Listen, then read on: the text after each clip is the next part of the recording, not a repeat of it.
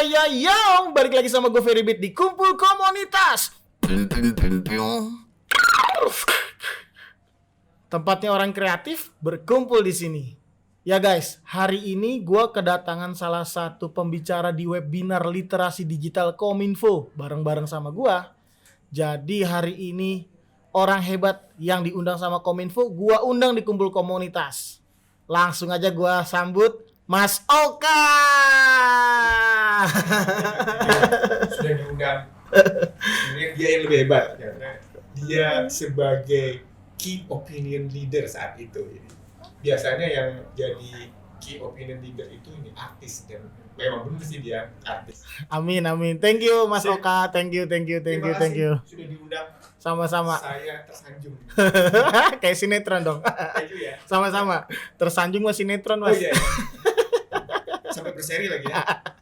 Oke, Mas Oka, kita bicara tentang literasi digital. Nah, Mas Oka sendiri kan fokus nih, ya kan?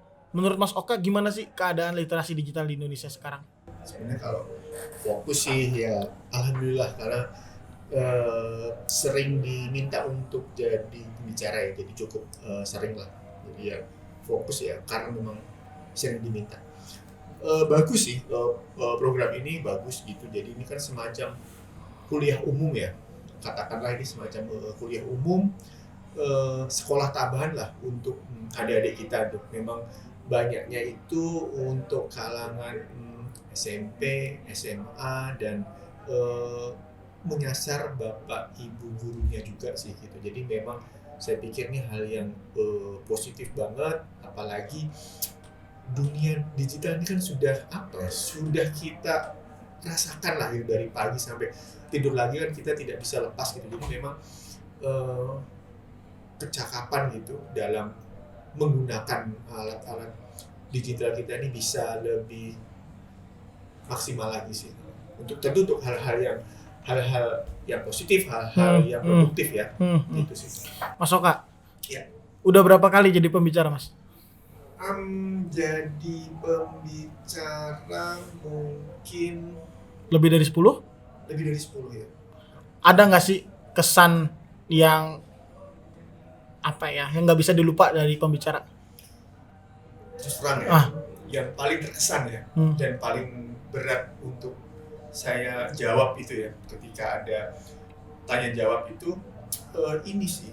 Jadi ketika kita sudah ngomongin digital gitu ya, kita ngomongin digital, menggunakan perangkat digital, tiba-tiba ada yang tanya, di rumah saya cuma ada satu handphone, sementara kami 3 bersaudara.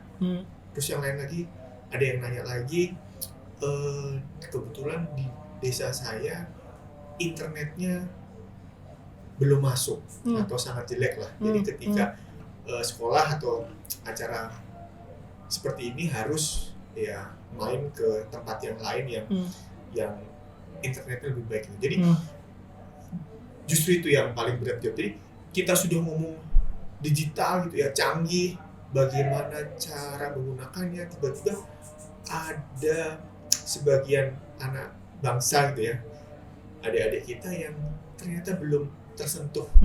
Jadi ya wah gimana ya, kan sulit gitu. Jadi ketika kita udah ngomong di sini, ternyata tuh pesertanya malah belum nyampe gitu. Jadi waduh, itu memang justru itu yang paling berat untuk dijawab gitu ya.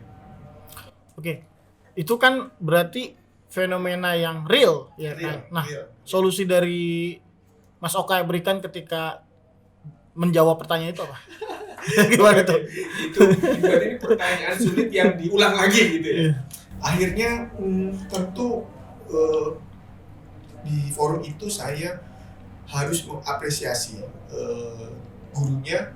Kebetulan saya lihat itu di list audiens itu ada gitu ya. Jadi ya tentu saya harus mengapresiasi gurunya gitu kan. Tentu ya saya bilang bahwa ya dalam konteks ini Bapak Ibu guru yang sudah berjuang untuk kegiatan belajar mengajar tetap bisa berjalan dalam kondisi pandemi dan infrastruktur yang masih belum itu hebat sekali. Dan saya bilang jadi apapun upaya Bapak Ibu yang tentu yang saya tidak tahu persis kondisi lapangannya, saya sangat apresiasi. Tentu itu aja yang sementara yang saya bisa sampaikan di situ kan ya.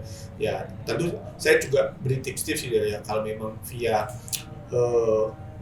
video call pada layaknya Classroom itu masih sulit ya mungkin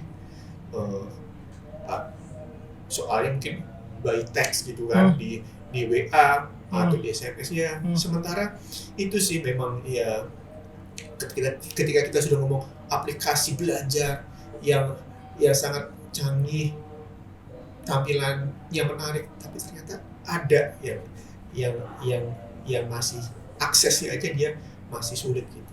Oke. Ya. Misalkan di depan ini ada Pak Menteri atau Pak Jokowi, ada nggak sih yang mau disampaikan buat literasi digital nih? Yang ingin disampaikan tentu kalau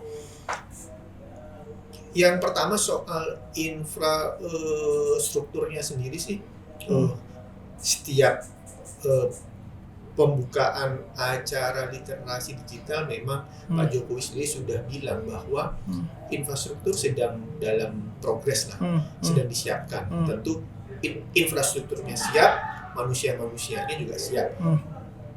Saya pikir itu sudah tepat lah gitu ya. Cuman memang harus diakui dunia digital ini, teknologi digital ini kan memang butuh biaya ya. Memang tidak dan kita harus paham tidak semua lapisan masyarakat Indonesia itu mampu mengakses gitu pada titik yang pantas gitu ya. Yang pantas itu artinya yang dia bisa belajar dengan nyaman. Ini kan masih kondisi pandemi gini ya. Nah, dan harus diakui tidak semuanya masih berada pada akses yang itu. Ya, entah apakah kita juga masih belum tahu pandemi ini akan sampai kapan gitu kan. Kalau memang harus belajar di rumah terus sementara aksesnya itu masih terbatas, tentu akan sangat mengganggu proses belajar mengajar adik-adik kita gitu. Ya saya pikir harus ada terobosan gitu ya. Dan teman-teman mungkin juga sudah bisa lihat di berita itu kan ada bapak ibu guru yang berkunjung gitu kan dari satu rumah ke rumah lain. Saya pikir itu usaha-usaha mandiri yang sangat luar biasa ya. Ya itu harus dipahami sih bahwa tidak semua orang Indonesia saat ini belum bisa mengakses, dan ketika pandemi ini terus berjalan, ayolah coba dipikirkan gitu kan, apakah ada semacam warnet di balai desa atau laptop yang bisa dipinjamkan secara ya ini bergantian gitu kan. Itu sih ya. Oke, berarti kan masalahnya masih di dasar ya, artinya Ya, internet banyak yang bermasalah atau belum masuk, lalu juga sumber listrik mungkin juga perlu diperhatikan juga, lalu terkait dengan SDM ini kan e-learning ya, e-learning ini memang mungkin untuk pengembangan, untuk penggunaan, pemanfaatan, lalu juga memang kita juga harus ada orang yang mewakili di desa-desa, mungkin ada ya mungkin orang-orang yang fokus ya akan di balai diklat atau apa yang bisa difungsikan sebagai operator atau mereka bikin pelatihan tentang ini. Kayaknya sini belum jalan karena saya semenjak perjalanan menjadi key opinion leader, beberapa daerah memang ada yang siap, ada yang belum sama sekali, malah ada juga yang kadang DM di Instagram juga kaitannya dengan melampaui pertanyaan orang biasa gitu. Saya juga ada kayak dia bicara tentang database of technology karena saya juga bahas itu kan, terus juga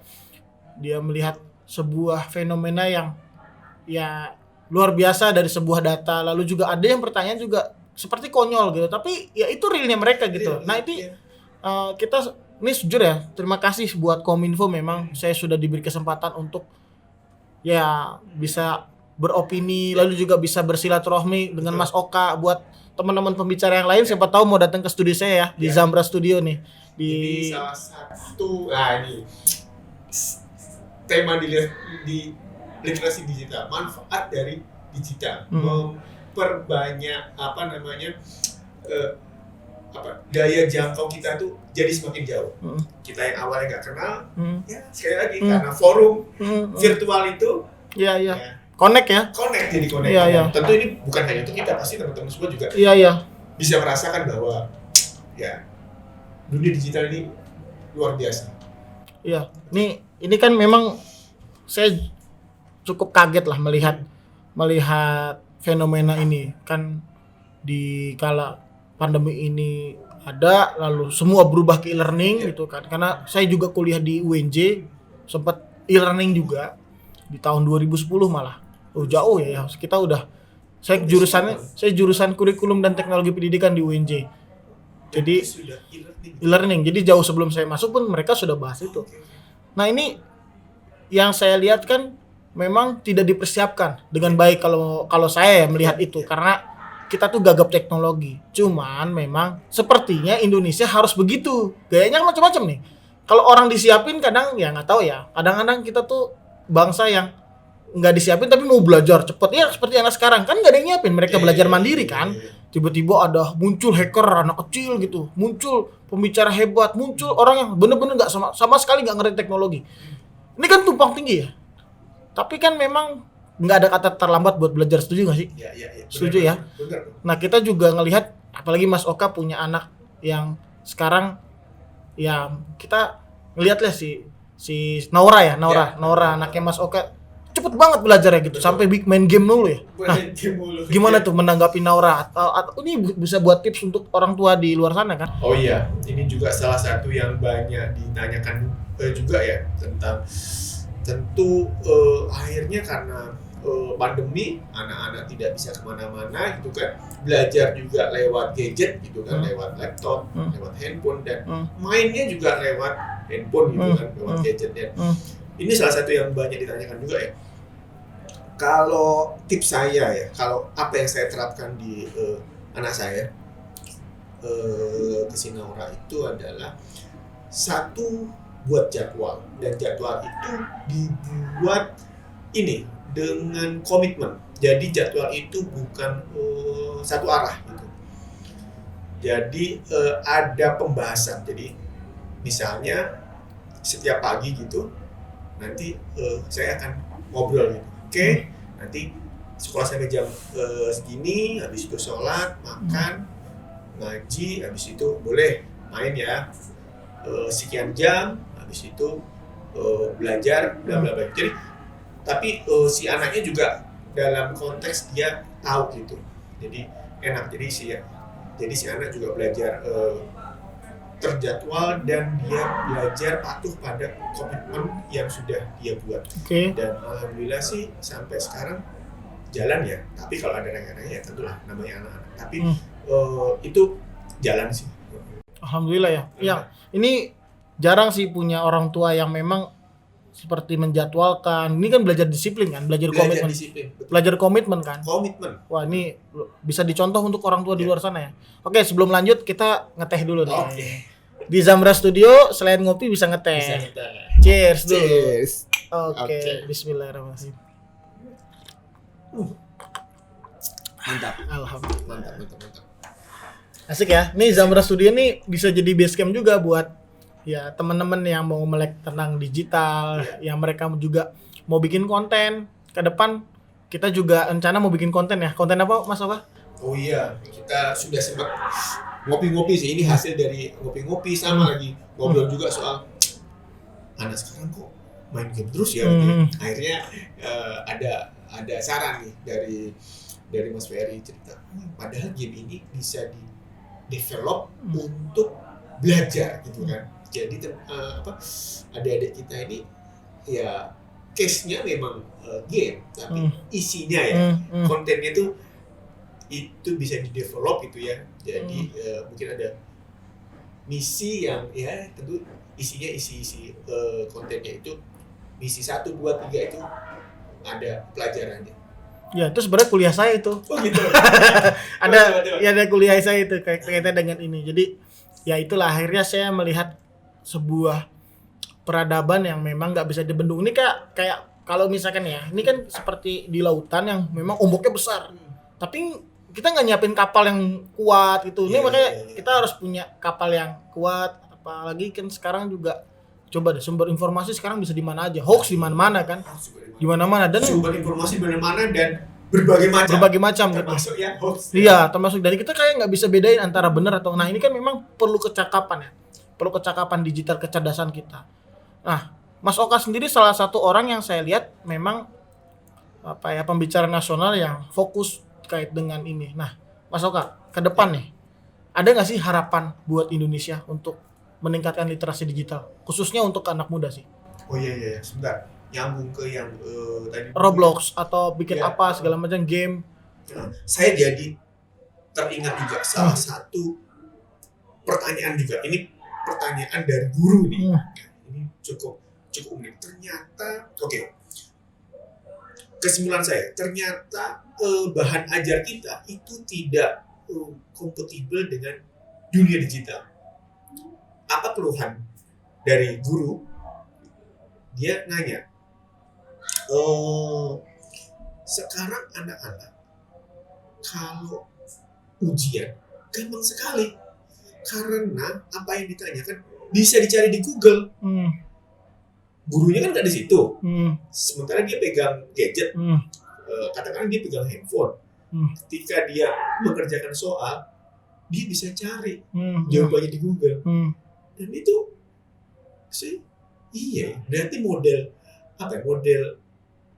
ujiannya kan berarti sudah nggak kompatibel dengan dunia digital yang memang semua orang bisa mengakses informasi dengan sangat mudah gitu kan, apapun informasinya itu bisa dicari. Jadi kalau soalnya modelnya adalah pilihan ganda isian ya bisa dicari itu.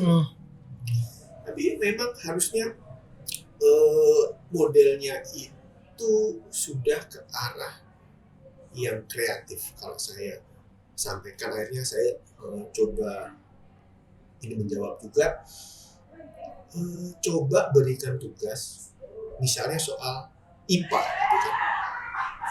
Contohlah IPA sedang membahas mamalia, suruh aja anaknya misalnya buat video durasi 1 menit menjelaskan tentang ciri-ciri mamalia. Jadi secara ilmu dia ya belajar karena dia kan ngomong, dia mengucapkan, dan secara kreativitas dunia digital yang memang sudah kita jalani bersama dia gunakan juga gitu. Atau buat poster ciri-ciri mamalia, ciri-ciri serangga. Dia gambar, dia ambil ciri-cirinya, mau nggak mau dia nanti juga jadi baca dan nulis lagi kan di situ gitu kan. Ya udah gitu. Dan saya pikir itu ya hal yang baik gitu loh. Jadi kalau memang masih soalnya pilihan ganda dan isian ya dilibas lewat Google gitu. Jadi intinya adalah memang harus ada peningkatan mutu pendidikan ya. Ya. Dan juga evaluasi untuk pembelajarannya pun mungkin di-develop karena anak sekarang sudah semakin maju ya. Iya. Itu memang sudah bukan zamannya lagi untuk hafalan gitu loh. Iya. Karena sudah selesai. Sudah bisa diselesaikan lah maksudnya. Ya tadi bentuk pengumpulan tugas yang lebih kreatif. Kemudian alat ajarnya tadi. Kita juga sudah ngobrol soal game bisa dijadikan alat ajar juga. Memang harus ke sana sih. Iya. Ya semoga aja ini bisa didengar sama Pak Jokowi, Pak Wakil Presiden, lalu para menteri, nggak cuma di Kominfo karena ini juga terintegrasi antara kementerian satu dengan yang lain. Betul. Ke depan Mas Oka sebagai orang tua nih, sebagai warga negara Indonesia nih, ya kan kita menghadapi literasi digital. Apa yang perlu kita lakukan? Penguasaan teknologi ini sih gitu. Jadi memang itu salah satu yang sering saya sampaikan juga gitu kan. apa sih gitu dalam dunia digital yang sangat pesat ini, apa yang harus kita siapkan untuk anak-anak kita ya. Tentunya kita harus menguasai teknologi ini gitu kan. Maka dari itu ya pertama yang paling basic adalah adik-adik kita ya familiar menggunakan. Habis itu step yang berikutnya adalah bisa untuk berkreasi dengan segala macam teknologi digital itu. Nah, ya salah satunya mungkin kalau nanti kita bisa mendevelop game untuk pendidikan Indonesia, wah itu sudah itu advance sih. Ya. Semoga ya. Ya kita kan berusaha ya, kita nggak pernah tahu ke depan. Kita masih niat nih, jadi ya ini kan niat baik, jadi mohon dukungan dan doanya tentunya. Siap. Thank you banget Mas Oka. Saya hari ini berasa kuliah juga. Enggak lah. Saya seneng ada di sini gitu. Iya. Udah diundang buat ngobrol-ngobrol. Buat teman-teman di kumpul komunitas yang mau tanya terkait dengan literasi digital bisa DM Instagram Mas Oka di oka.aditya. Untuk ada YouTube? YouTube ada sih. Namanya? Oka Aditya ya. Tapi yang namanya Oka Aditya banyak. Ya pokoknya cari di channelnya yang Oka Aditya yang banyak pesawat-pesawatnya. Saya kemudian pernah bekerja di bandara, jadi saya senang itu. Shooting pesawat-pesawat itu. Siap. Berarti nanti tinggal DM aja di Instagram Mas Oka ya? Ya. Mas Oka, thank you. Di kumpul komunitas ini orang-orang kreatif ada di sini dan pastinya penonton kita juga bakal komen, biasanya ada request. Buat teman-teman di sana, dimanapun teman-teman berada yang mau request pembicara siapa yang mau ada di sini atau komunitas teman-teman yang mau ada di kumpul komunitas bisa langsung komen di kolom komentarnya kumpul komunitas ya. Mas Oka, thank you banget. Terima kasih. Siap. Bro Ferry. Sama-sama. Buat teman-teman semua yang suka video ini langsung like. Jangan lupa share, komen, and support terus YouTuber Indonesia. Sukses terus untuk kita semua. Makasih Mas Oka. Terima kasih juga. Thank you. Semoga kita semakin jaya, semakin melek digital. Ya. Gua Ferry Beat and Oka Aditya. Check out. Ya. Bye.